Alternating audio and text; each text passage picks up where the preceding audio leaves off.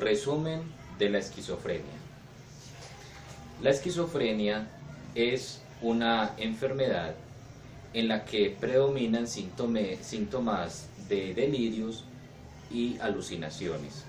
La palabra esquizofrenia significa quebrantamiento de mente o división de la mente, y no solamente está describiendo una sola clase de enfermedad, sino que describe una serie de síntomas que siente la persona, pero en la que predominan los delirios y las alucinaciones.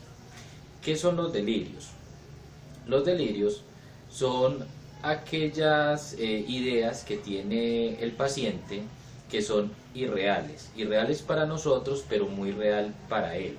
Por ejemplo, puede que el paciente crea que lo están persiguiendo a cada momento, o si de pronto alguien lo mira, piensa que le va a hacer daño.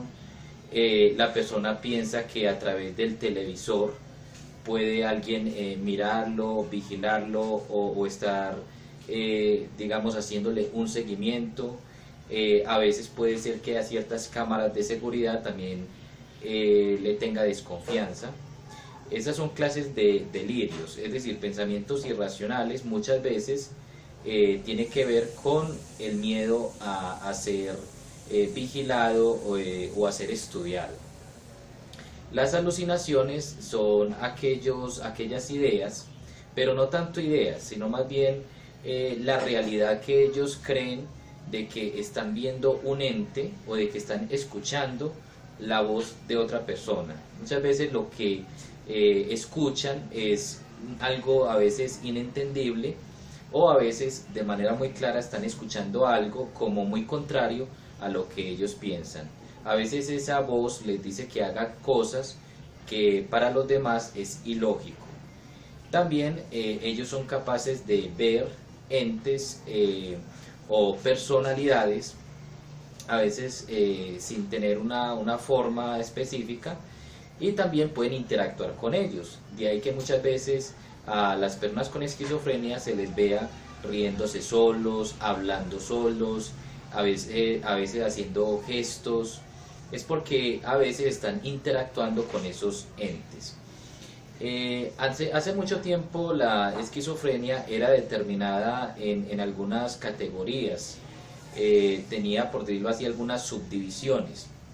Sin embargo, se dio a entender, o más bien se investigó y se comprendió que esas subdivisiones en realidad eran innecesarias. Es decir, la esquizofrenia no se puede categorizar, por decirlo así, porque una misma persona puede tener varios síntomas dentro de la enfermedad.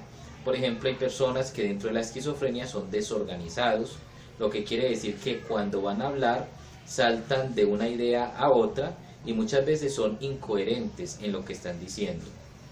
Otras veces las personas con esquizofrenia pueden ser de tipo catatónico, es decir, no responden a estímulos, son personas muy estables o muy neutras más bien en la emocionalidad, el afecto.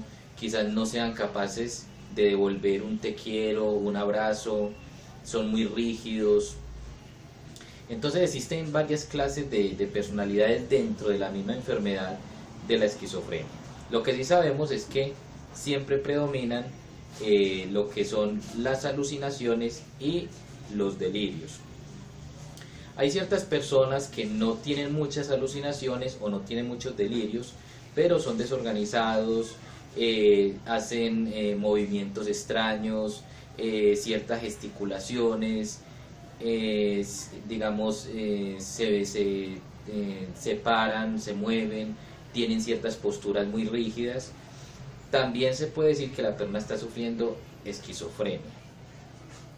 La esquizofrenia es una enfermedad muy amplia y la razón es que no solamente está cogiendo la parte del sistema límbico, como por ejemplo en el trastorno bipolar, que ese sistema es el que más predomina allí, o en otra clase de enfermedades como la depresión, sino que coge otras partes del cerebro. Entonces, al ser tan amplio, al afectar a tantas células nerviosas, entonces la esquizofrenia no es una enfermedad muy fácil de diagnosticar ni de hacerle seguimiento. Ahora, ¿cuál es el tratamiento para la esquizofrenia? Hoy en día existen medicamentos para la esquizofrenia, pero es muy importante entender que cada persona con la enfermedad de la esquizofrenia es diferente. No todas las personas responden adecuadamente al tratamiento. Algunas personas pueden ser fáciles de llevar al psiquiatra, otras personas quizás no lo son. Se debe tener una interacción con el psiquiatra y al mismo tiempo una interacción con el psicólogo.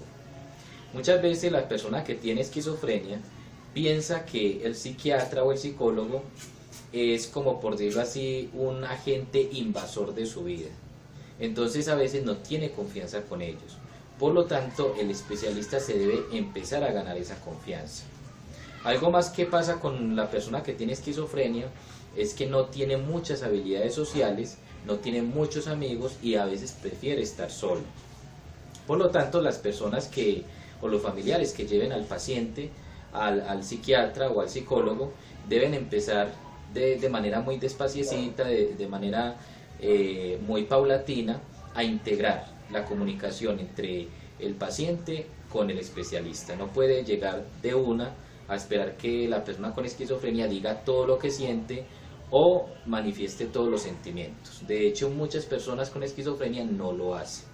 Entonces, tiene que irse poco a poco. ¿Es eficaz el tratamiento para la esquizofrenia? Sí es eficaz, pero dependiendo de dos cosas. Primero, de la prontitud con el que el familiar lleve al paciente.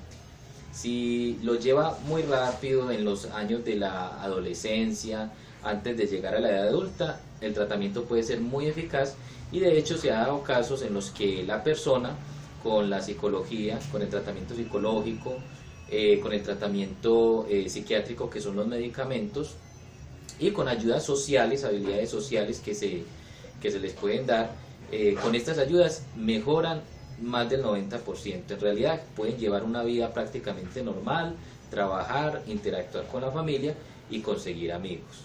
Pero depende mucho de eso, de qué tan rápido se lleve al paciente. Una segunda condición para la mejoría es el medicamento. Si el paciente no colabora tomándose el medicamento, entonces no va a haber mejoría.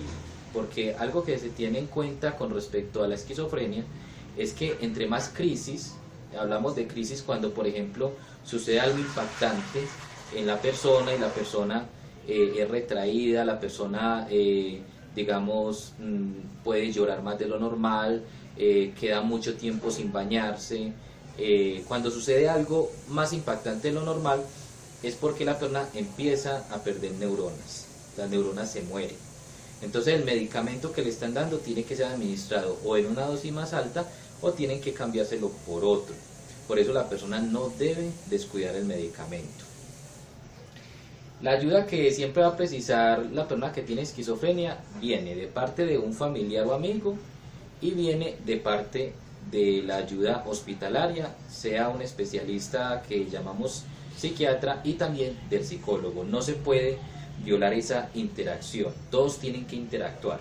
Y si usted es una persona que está tratando de ayudar a un paciente con esquizofrenia, recuerde, no lo haga solo, siempre busque una red de apoyo, familiares, amigos. Fin del resumen.